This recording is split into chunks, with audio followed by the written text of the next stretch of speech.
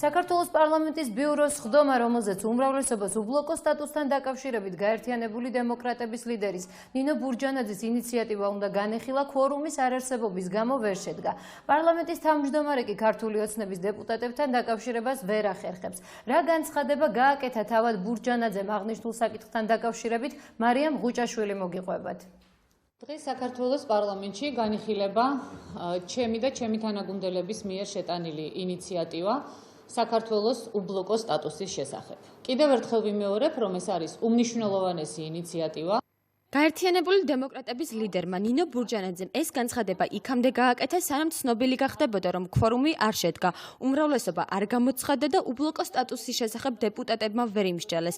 ქორუმის არარსებობა და დეპუტატების არ გამოცხადება მოულოდნელი აღმოჩნდა პარლამენტის თავმჯდომარისთვისაც.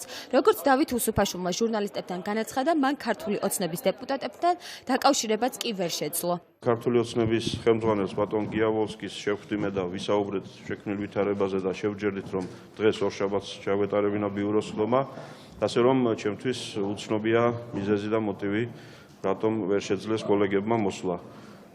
მე მქონდა მცდელობა დაკავშირების, მაგრამ ვერ შევძელი.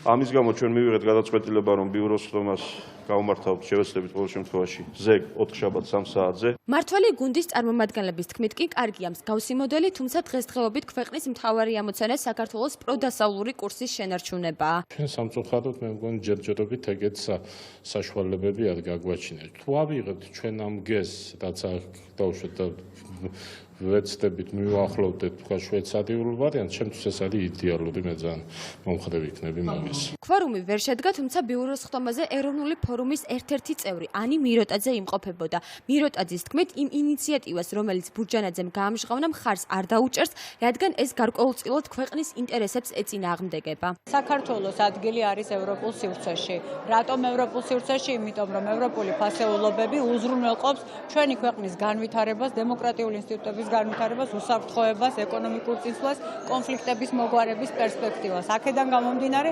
სხვა ალტერნატივას ევროპული არჩევანის გარდა ეროვნული ფორუმი არ განიხილავს. ქვეყნის საგარეო პოლიტიკა კონსტიტუციის საფუძველზე არ უნდა განისაზღვროს და მას უფრო მეტი დაფიქრება ესაჭიროება. ასე აფასებენ ბურჯანაძის ინიციატივას პატრიოტთა ალიანსი გაერთიანებულ ოპოზიციაში. მე ვფიქრობ, რომ ეს იმ პოლიტიკური ძალების წინასაარჩევნო აქტივობა, რომლებსაც ნაკლები მხარდამჭერა აქვს საქართველოს მოსახლეობის საგარეო პოლიტიკასთან დაკავშირებული ასეთი საკითხები საქართველოს კონსტიტუციით არ უნდა რეგულირდებოდეს და ქვეყნის საგარეო პოლიტიკა უფრო მოქნილი იქნება ამით. იმ შემთხვევაში კი თუ ქორუმი შედგა და ქართული ოცნების დეპუტატები ბიუროს ხდომაზე გამოცხადდნენ, უბლოკო სტატუსის შესახებ პარლამენტში 17 აგვისტოს 15 საათზე იმსჯელებენ.